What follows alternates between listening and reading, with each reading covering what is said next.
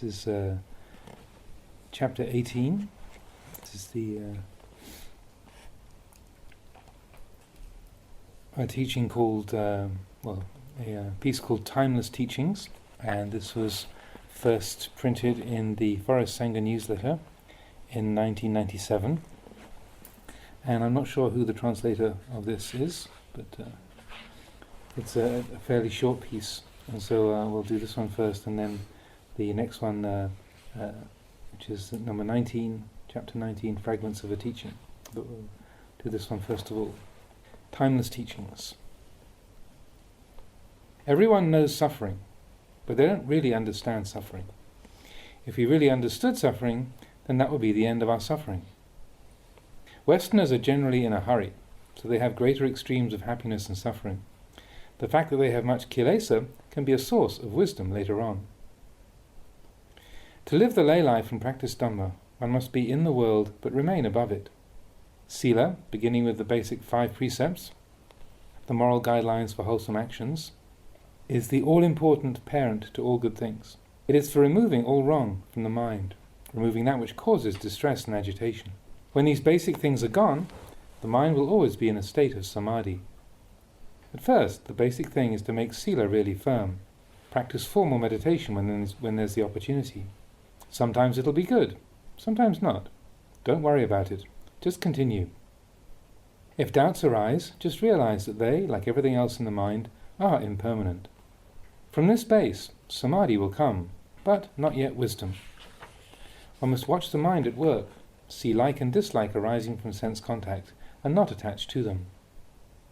Don't be anxious for results or quick progress.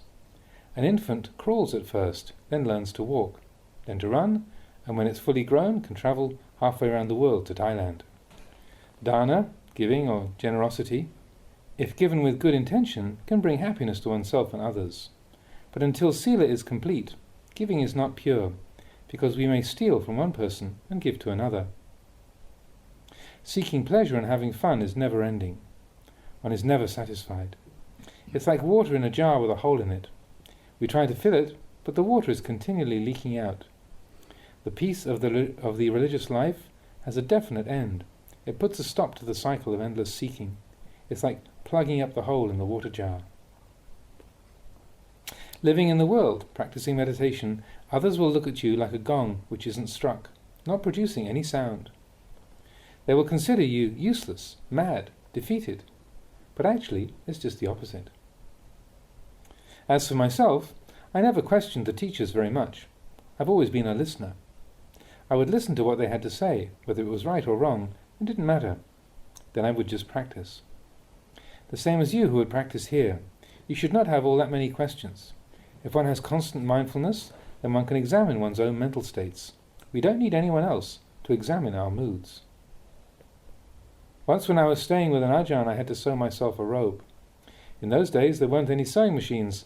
One had to sew by hand, and it was a very trying experience. The cloth was very thick, and the needles were dull.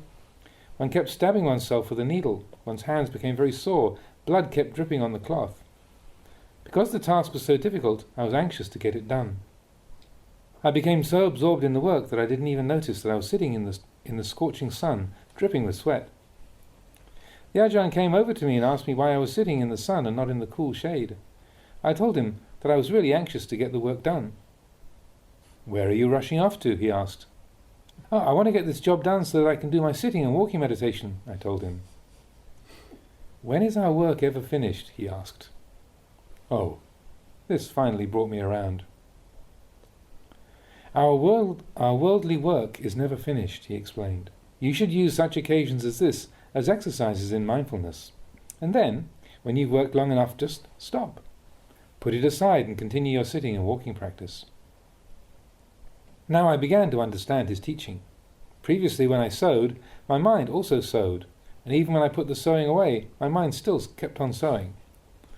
When I understood the Ajahns' teaching, I could really put the sewing away. When I sewed, my mind sewed, but when I put the sewing down, my mind put the sewing down also. When I stopped sewing, my mind also stopped sewing. Knowing the good and the bad in travelling or in living in one place, you don't find peace on a hill or in a cave, You can travel to the place of the Buddha's enlightenment without coming any closer to enlightenment.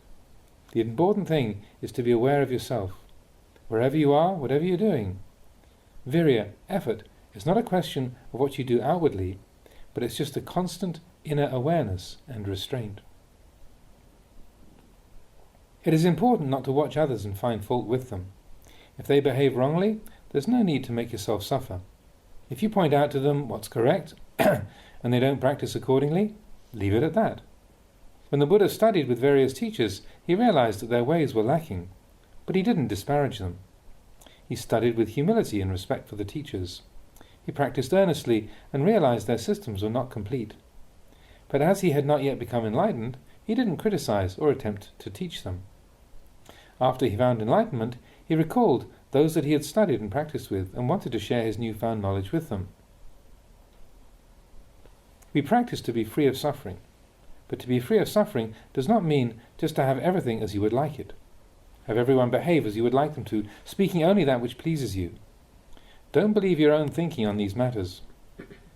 Generally, the truth is one thing and our thinking is another thing. We should have wisdom in excess of thinking. Then there is no problem. When thinking exceeds wisdom, we're in trouble. Tanha, in practice, can be friend or foe.